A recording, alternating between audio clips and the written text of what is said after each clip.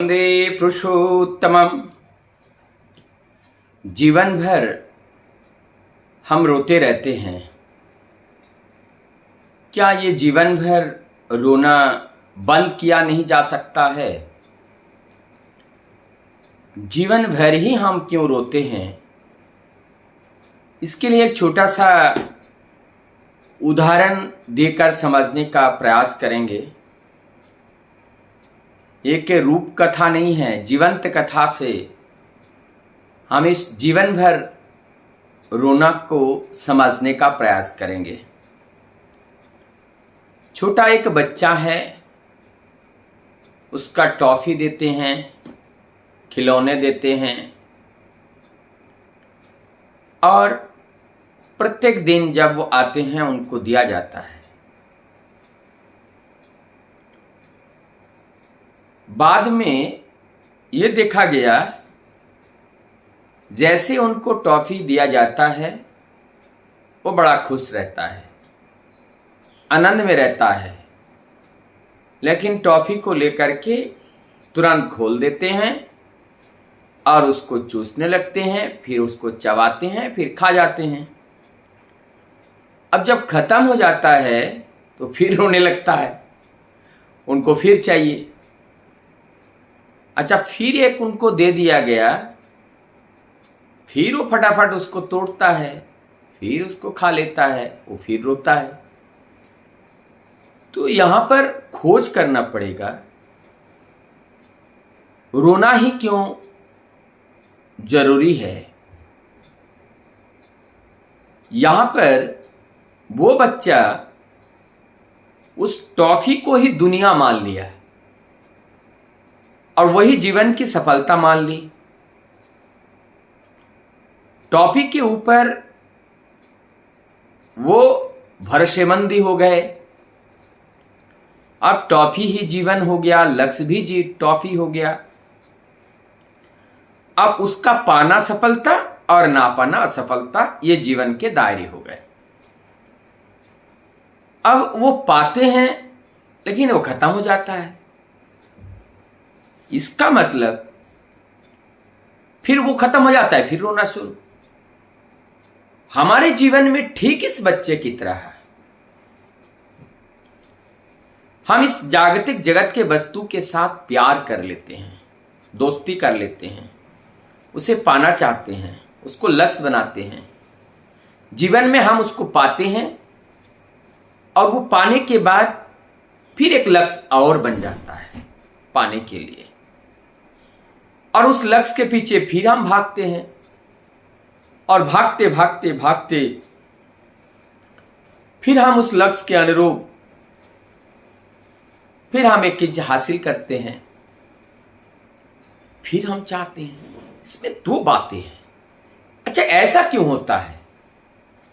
किसी हम वस्तु को पा लेते हैं तो एक ऑप्शन उसके पास में आके जन्म लेता है, तुरंत दूसरा पाने की चाहत जग जाती है।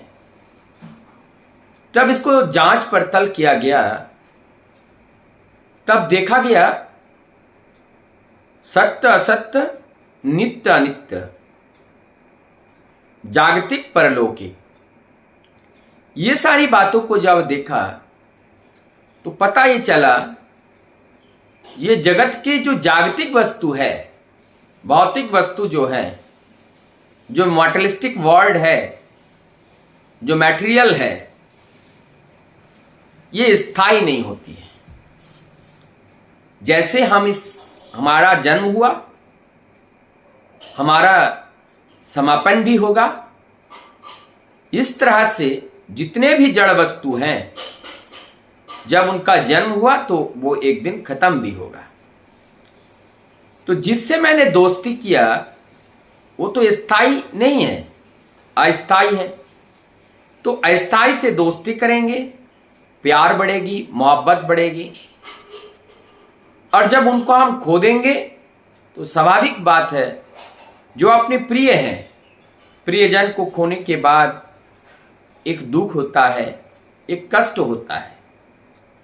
और फिर जब हम ऐसे अपने संबंध इस मेटलिस्ट जगत से बनाते हैं जागतिक भौतिक जगत से जब हम अपना संबंध बनाते हैं और हर जगह से संबंध एक एक करके टूटता है और वो संबंध हमें कष्ट देता है, दुख देता है, और ये सारे कष्ट और सारे दुख झेलते झेलते हमारा जीवन भी दुखमय हो जाता है और जिससे हम मृत्यु के सम्मुखीन होते हैं और अंततगतवा मृत्यु को वरण कर लेते हैं। तो अब यहाँ पर हम अगर अपने इस मृत्यु को टालना चाहे और मृत्यु को बचाना चाहे तो हमें क्या करना पड़ेगा? जागतिक जो वस्तु हैं, जागतिक वस्तु को खाली ये ना समझे, जागतिक वस्तु के अंदर अपने परिवार वर्ग के जितने सदस्य हैं, जिससे जो संबंध है, ये भी जागतिक वस्तु हैं, ये भी अनित्य हैं। केवल दायित्व भर अपना कर्तव्य करते रहिए। 10 गमले घर पे लगा हुआ है, उसको पानी डालना है, नहीं तो वो फूल का पौधा सूख जाएगा। तो हमारा नित्य कर्तव्य है उस 10 गमले में पानी डालना, क्योंकि उसमें से जो चीज़ हमें चाहिए, पत्ता चाहिए, फूल चाहिए, फल चाहिए, वो अगर नहीं डालेंगे तो वो भी अपना कर्तव्य से मुकर जाएंगे। इसीलिए हमें भी ज़रूरत है और उनको भी ज़रूरत है।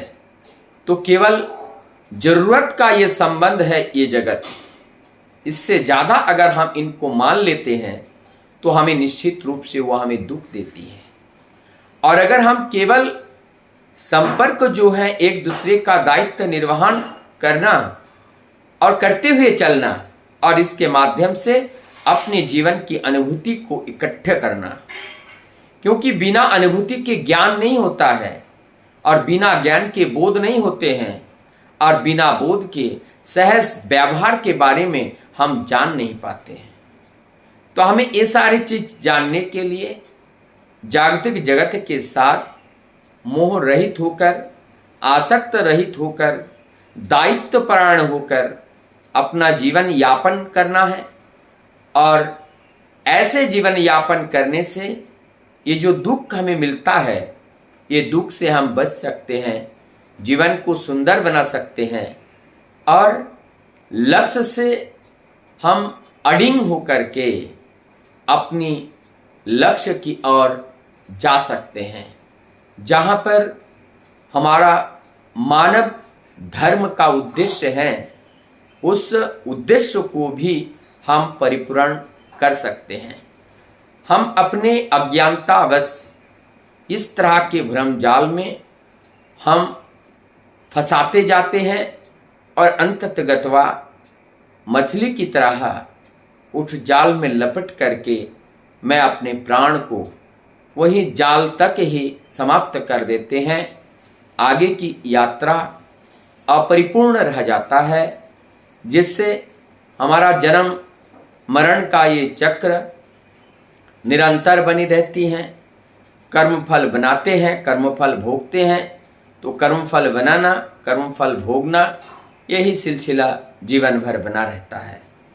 तो जब हम अपनी इच्छा पूर्ति के लिए कार्य नहीं करेंगे, आसक्ति या मोहग्रस्त होकर के कार्य नहीं करेंगे, तो कोई कर्मफल हमारे हाथ में नहीं रहेगा, तब हमें भोगने के लिए भी नहीं आना पड़ेगा। तो इसके लिए निष्काम कर्म करना पड़ेगा और वो निष्काम कर्म ही है अपने प्रभु को समर्पित करके उनके निर्देश को ही अपने जीवन का उद्देश्य बना करके जब हम करते हैं तो ये निष्काम कर्म होते हैं और निष्काम कर्म का फल नहीं होता है, इसीलिए उस फल को भोगने के लिए आना भी नहीं होता है। इसी प्रकार से जन्म मरण के जो बंधन हैं और इस बंधन से हम अपने को मुक्त कर सकते हैं, और ये केवल तब होते हैं जब प्रभु के प्रति हम अनुरक्ति रखते हैं, अनुराग रखते हैं, और जब उनकी दया होती है, कृपया होती है, तब हम निश्चित रूप से अपने जीवन को उस सफलता की राह तक ले जाने में सक्षम हो पाते हैं।